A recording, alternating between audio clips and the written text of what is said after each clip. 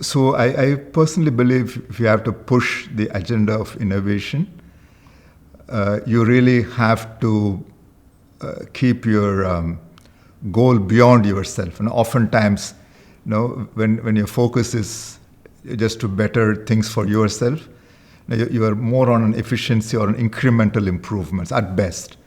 So you seldom come across with disruptive innovations or which make really an impact.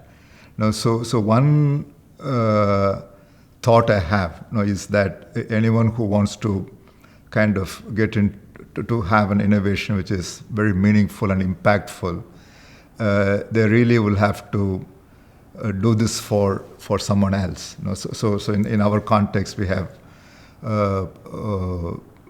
about say 20 years back, we want to disrupt the market of intraocular lenses, which was so expensive that in India people couldn't afford it. In the sense, people got it, but they were the top of the pyramid, very small numbers.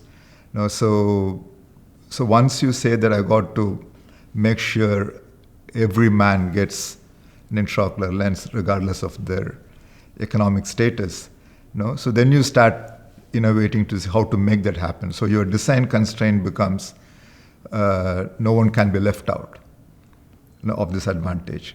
So then you start working backwards to see how I can make that happen.